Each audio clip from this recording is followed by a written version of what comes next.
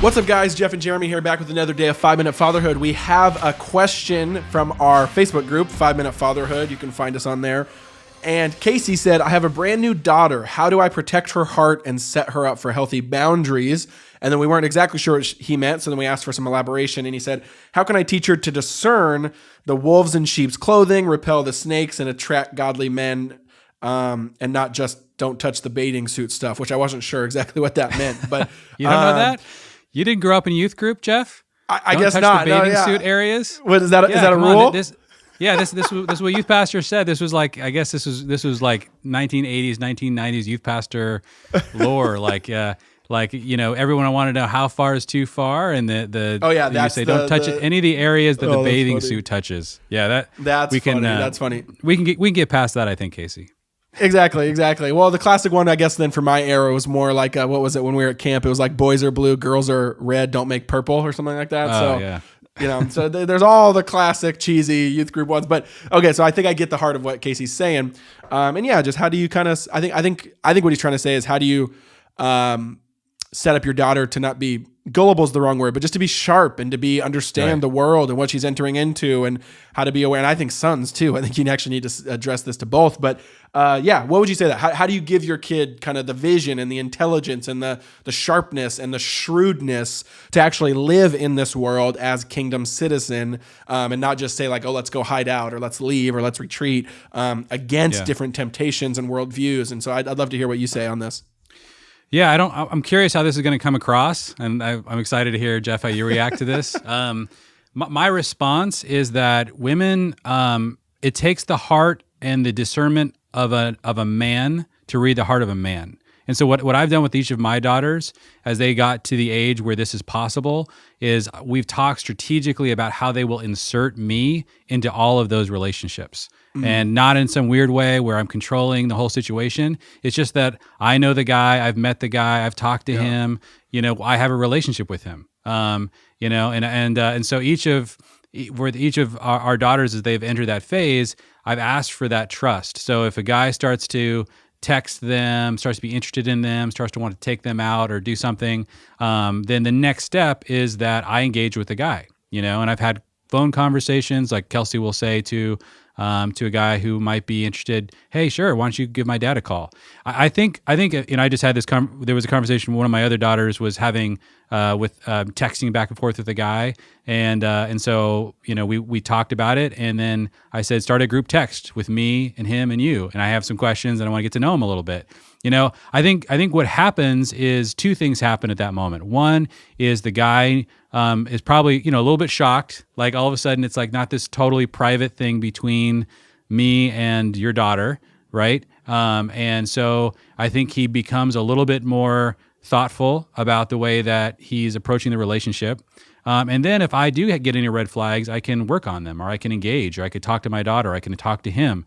And so that's how I've dealt with it right now, because I don't think that in the heat of the moment when, your daughter is pretty young and pretty impressionable, there's a way to make her immune to men who are very shrewd, very manipulative, very careful at trying to take advantage of them. Like Casey's saying here, the wolves, man, they can be really hard to deal with. And I don't know that there's a way to completely avoid that. But and so the way that I like to do it is I'll take personal responsibility for being an engaged dad in the relationship, not in an overhanding, authoritative way, but just in an engaged way. Like, and bring them over. Let's have a conversation. If you want to take my daughter out, then come in the house and let's talk.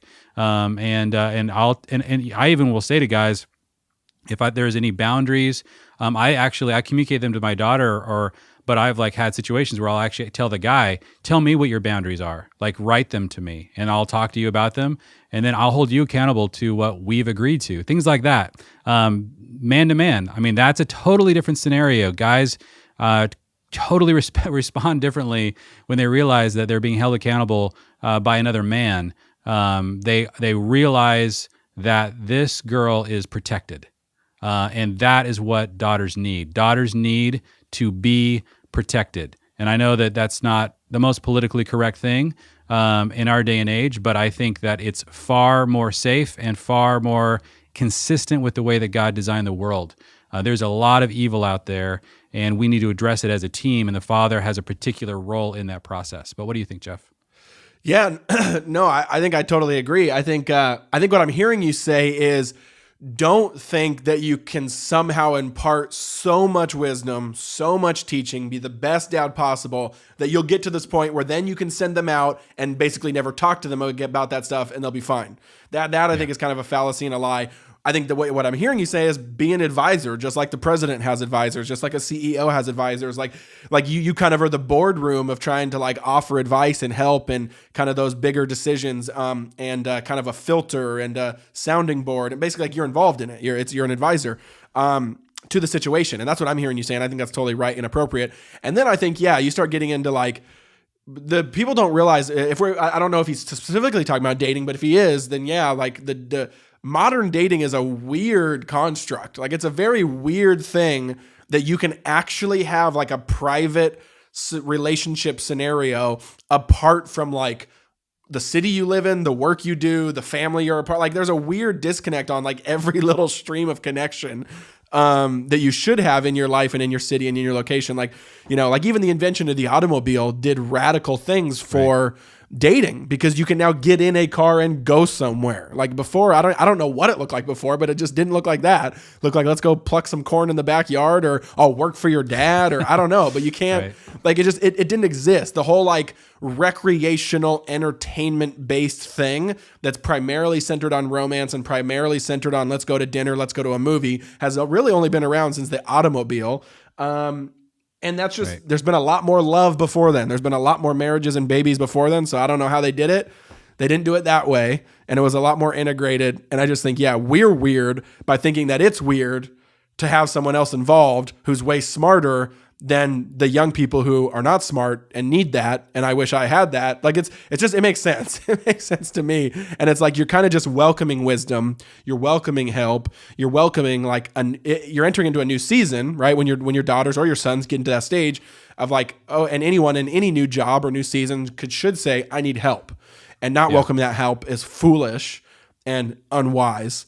And I think, so you want to set your daughter and your son up to welcome that help when they are entering into uncharted territory, which we're meant to go to. We're meant to go to that uncharted territory, but with help and with wisdom. So that's what I would end on. Casey, I hope that's helpful. Hope that's encouraging, and hopefully it gave you kind of some fodder for thought about what you were asking.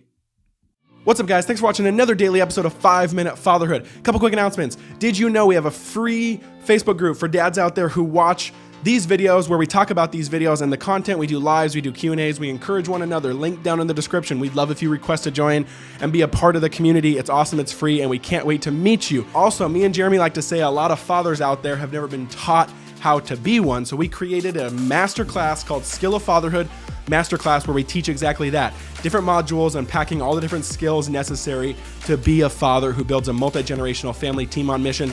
Link in the description for that, along with a secret discount code for the YouTube community watching. Secondly, boom, you hit this button right here. Right there. Did it work? I don't know if I timed it well. But you can hit the subscribe button so you can actually see these daily videos when they actually come out and get them straight to your inbox. It would mean a lot to us if you hit the subscribe button. Let us know if you do, because we do random giveaways for those who are subscribers, and they let us know. We love you guys, and we'll see you tomorrow.